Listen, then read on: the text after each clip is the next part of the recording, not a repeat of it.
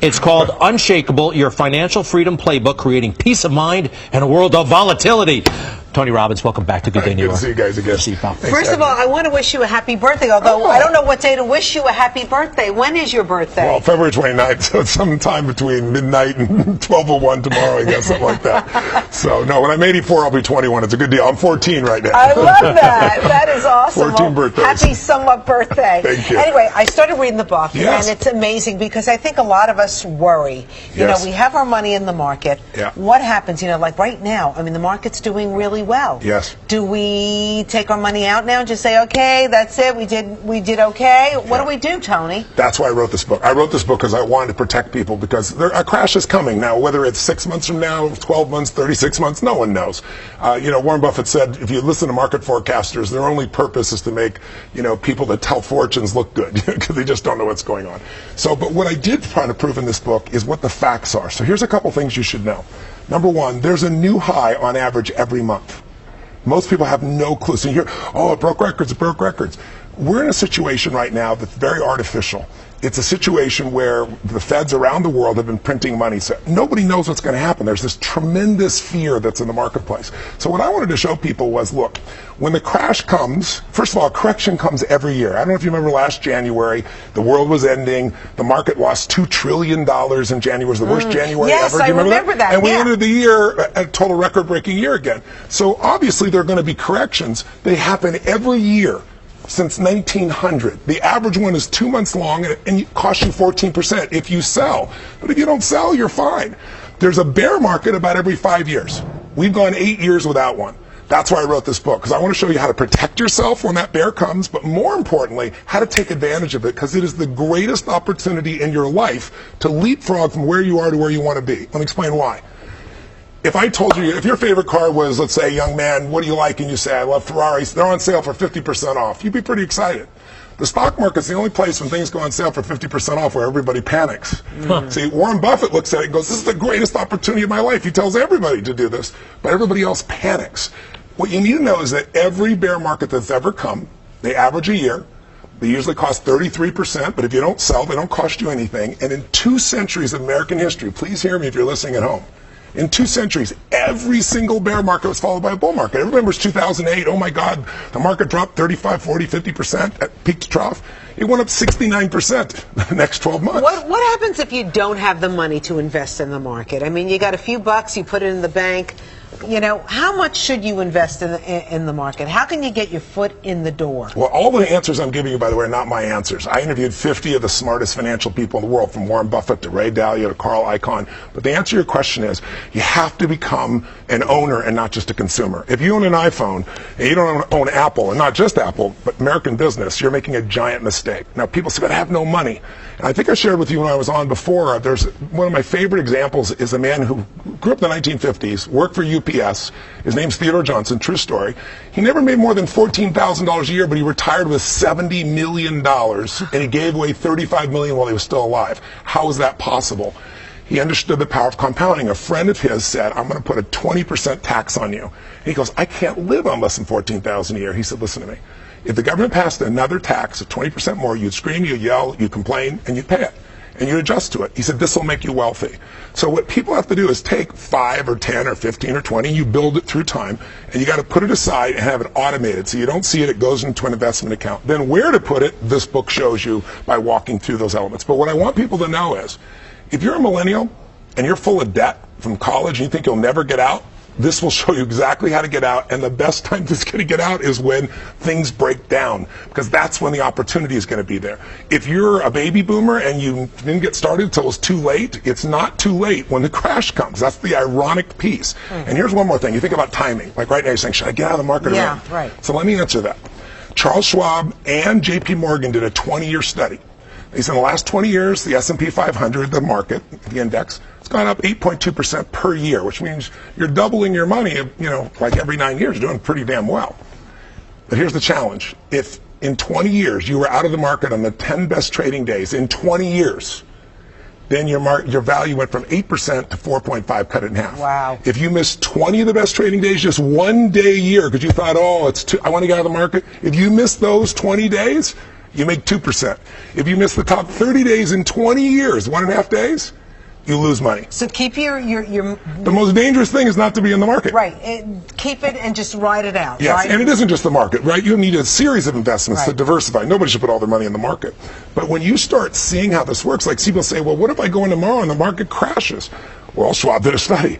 They found, what if you bought on the perfect day of the year, when the market crashed and you bought that day, the lowest level? Or what if you bought on the worst day, the peak of the market, and it crashes the next day? What if you, so if you bought it perfectly, if you bought it the worst, what if you dollar cost average? You just every month you spend the same amount, whatever stocks are, so it averages the price. Or you go in cash, which is what so many people are doing because they're afraid. Who lost? Cash by 50%. They had 50% less money. Cash is going nowhere. Who won? The person who was there on the ideal day. But the person who got on the worst day after 15 years was only behind $10,000. So it's hard, it's counterintuitive, but you want to be in the market, and then when the market does crash, instead of selling, which is what people do, you want to stay. My partner in writing this book is Peter Mallouk. Peter created a company called Creative Planning. He's been rated the #1 financial advisor by Barron's 3 years in a row. No one's done that in history. 2 years in a row by CNBC, and this year Forbes did their first list, and he's #1 on their list. So he's my partner. I'm on his board of directors. So if people go do business with him, they should know that I'm with that organization. I benefit. But I partnered with him because in 2008, he took his clients. He had no advertising. He went from a $500 million business, sounds big, to $2 billion in the middle of the crunch time. And the reason is everybody flooded to him because he told people, here's what will happen when the bear market comes, and we're going to clean up. He told them in advance, I don't know when it's going to come, but I'll show you what we're going to do. It'll be the best time of your life. And he delivered. So they all brought him new clients. Now he's $23 billion in assets, right? Just from the kind of impact he's had. So if anybody reads the book and they want coaching beyond what I've done for them in the book, they can go to getasecondopinion.com, getasecondopinion.com, and he'll do a breakdown for you like he does for millionaires and billionaires. By the way, Tony, you're giving away all the money from the book? 100% of it is going to Feeding America.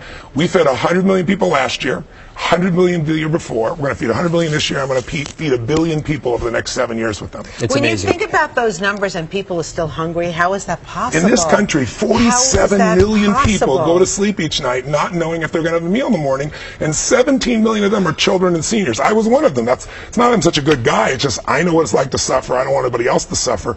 And it makes me crazy that we've cut food stamps, the SNAP program, by $7 billion. How did you go from basically not having a hot meal to, basically being a guru, an international guru, doling out financial advice? Well, it's interesting. I was just, Worth Magazine just named me their Power 100. It was the 100 most influential people in global finance, along with Carl, all the guys I interviewed.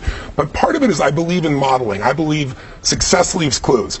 If someone has done very well financially for decade after decade, they're not lucky. They're doing something different. If someone is fit and healthy and they've managed it for 20 years, they're lucky. They got a great relationship. They're not lucky. So I'm really good at deciphering what those things are. So I would go sit down with someone like Jack Bogle, who built, $3 trillion industry, right? And what he's doing there at Vanguard.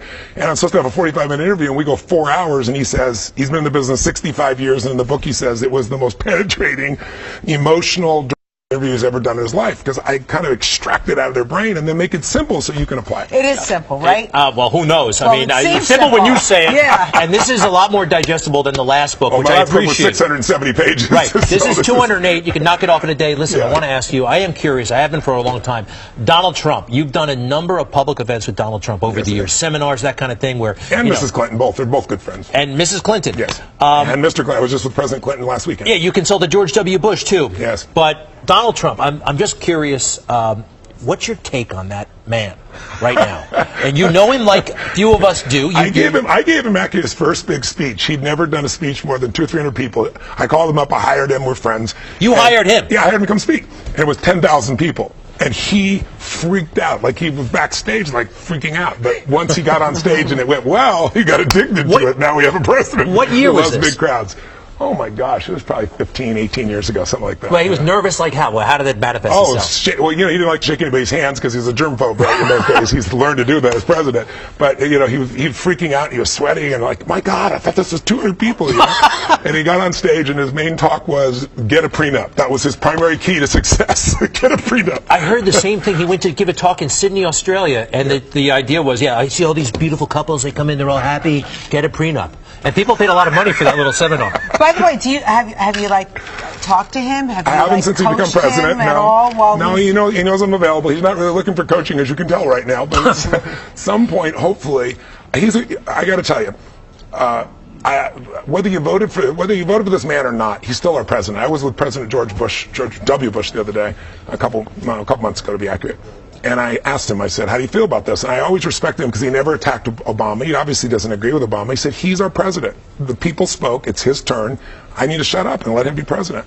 And I said, well, off the record, how do you feel, right? And he said, Tony, I wanted my brother to win, obviously, but he didn't. And he said, but all this talk of the world's over, he said, here's what I learned by being president. When I was a kid, Nixon got kicked out of the office. We all remember being impeached. And I thought, that's the end of the American presidency. That's the end of our way of life. He's destroyed our reputation. And he said, it's just not true. It didn't happen. He said, you know why? Because the office is bigger than the occupant, right? He said, this institution is bigger. One guy can screw things up a bit, but we have 3 branches of government. We already see the balance in the travel ban, and it all comes together. So instead of gloom and doom, why don't we work together and figure out how to work together? Everybody's got different styles. You don't have to like and agree with everybody to say, I want to do what's right for my kids. I want to do what's right for America. Both sides care about America. Both sides want us protected. Both sides want us to be prosperous. They just disagree about the way, and now we demonize. It used to be we fight, and then you go have a beer together. Now, if you talk to the other side, you're immoral. There's something wrong with you. You're deplorable. Deplorable. Anyway, you got a chapter in here as well, not just money, but basically the stuff that you're famous for, originally famous for, right? Yeah, well, what that really is, money doesn't make you happy. You want money because it's resources. It's portable power. You can do things for people when you're not even there, for people who care about your friends, your family, whoever. But money makes you more of what you are. If you're mean, you got more to be mean with. If you're giving, you have more to give with. And so the last chapter of the book is really about how to be rich and happy right now. Because I interview 50 billionaires. I can tell you point blank, the majority are not people that are euphorically happy every day. They live in stress still because our brains are 2 million years old and our brain's always looking for what's wrong to survive. We don't have a saber-toothed tiger, so we make up what are people thinking, do we have enough money? And it doesn't matter if you have $1 billion or $100, people do that. So the ultimate freedom, the unshakability, is to take control of your own mind, and I show people how to do that. One thing I remember from the Personal Power program, everybody has problems, but showing up to your problems in a limo is a little bit better than walking. I think that was from Personal Power. That was when I was like 25 years old. So. You still apply. The book is out now. It's called Unshakable, Your Financial Freedom Playbook. Tony Robbins, always great to have you on Good Day New York. Thank you, Zen. Happy birthday. Thanks, pal, very much. Guys, I really appreciate it.